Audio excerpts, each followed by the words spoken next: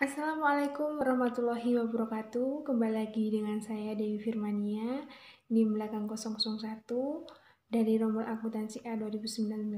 Di sini saya akan menjelaskan mengenai bab 7 pengembangan sistem dari sistem informasi manajemen. Yang pertama, saya akan menjelaskan mengenai pendekatan sistem. Pendekatan sistem adalah suatu urutan pemecahan masalah dengan langkah pertama, masalah dipahami terlebih dahulu, langkah kedua, mempertimbangkan berbagai solusi alternatif, dan langkah ketiga adalah memilih solusi terbaik. Lalu yang selanjutnya adalah langkah-langkah pendekatan sistem. Tahap pertama adalah upaya persiapan.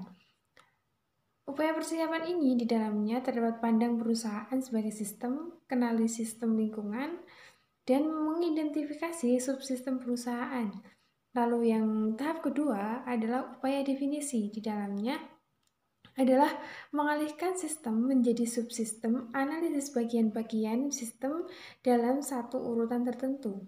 Lalu yang tahap ketiga adalah upaya solusi, di mana di dalamnya mengidentifikasi berbagai solusi alternatif, mengevaluasi berbagai solusi, memilih solusi terbaik, menerapkan solusi, membuat tindak lanjut untuk memastikan bahwa solusi itu efektif.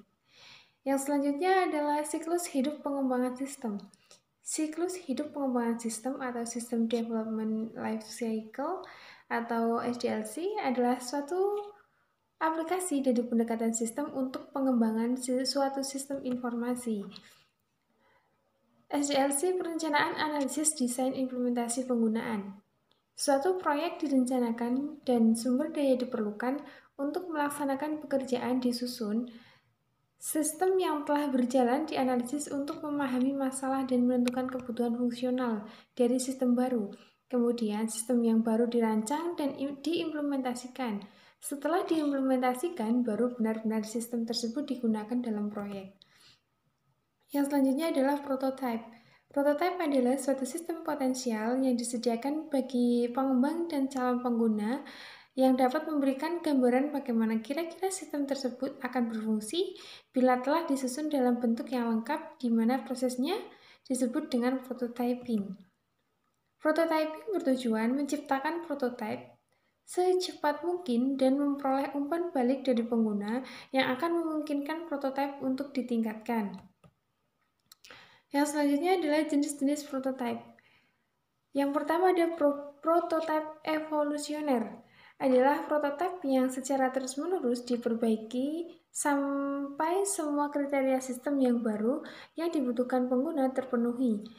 Baru prototipe tersebut memasuki proses produksi dan menjadi suatu sistem yang nyata. Yang selanjutnya adalah prototype requirement. Dikembangkan sebagai suatu cara untuk menentukan kebutuhan fungsional dari sistem baru pada saat para pengguna tidak mampu mengungkapkan dengan tepat apa yang mereka butuhkan. Yang selanjutnya adalah daya tarik prototyping. Yang pertama ada komunikasi antara pengguna dan pengembang meningkat. Lalu pengembang dapat mempelajari dan mengetahui kebutuhan-kebutuhan pengguna secara tepat. Pengguna berperan aktif dan dalam pengembangan sistem. Pengembang dan pengguna memerlukan lebih sedikit usaha dan waktu dalam mengembangkan sistem, lalu implementasi akan lebih mudah sebab pengguna mengetahui apa yang akan didapat dari sistem yang baru. Yang selanjutnya adalah potensi kegagalan prototyping.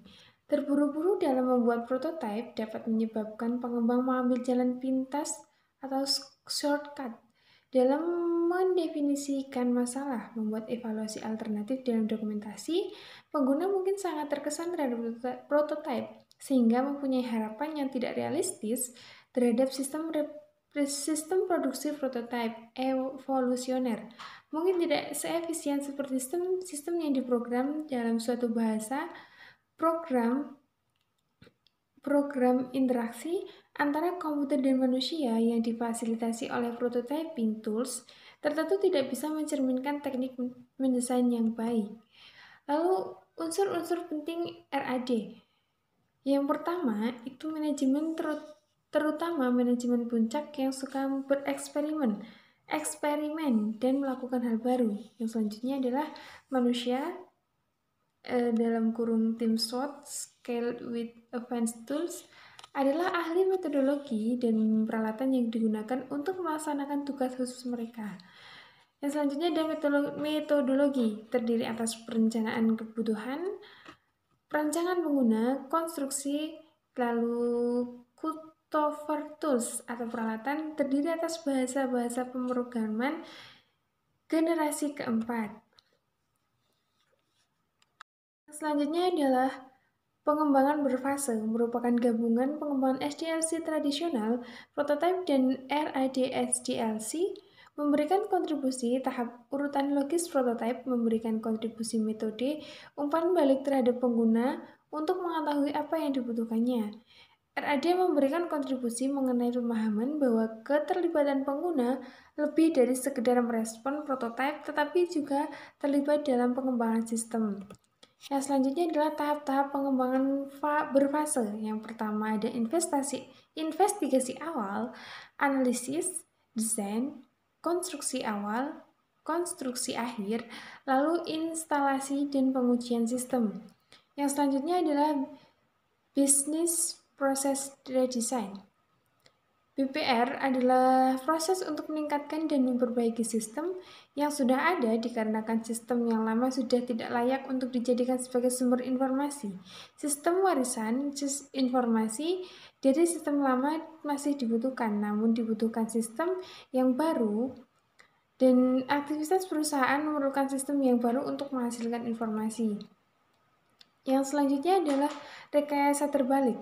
Rekayasa terbalik adalah proses menganalisis suatu sistem untuk mengidentifikasi elemen-elemen dan cara elemen-elemen itu berinteraksi, serta untuk menciptakan dokumentasi dalam tingkat yang lebih tinggi dari yang sekarang telah ada. Perusahaan mengikuti perkembangan produk pesaing dengan memberi contoh produk dan membongkarnya untuk melihat apa yang ada di dalamnya. Lalu adalah restrukturisasi. Ya, restrukturisasi adalah proses transformasi suatu sistem menjadi bentuk lain tanpa mengubah fungsionalitasnya.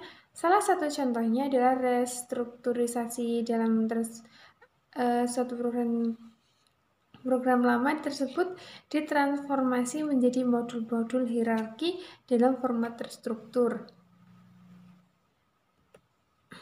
Yang selanjutnya ada rekayasa ulang. Rekayasa ulang adalah rancang ulang lengkap suatu sistem lama dengan tujuan untuk mengubah fungsionalitas sistem tersebut. Demikian yang dapat saya sampaikan. Terima kasih.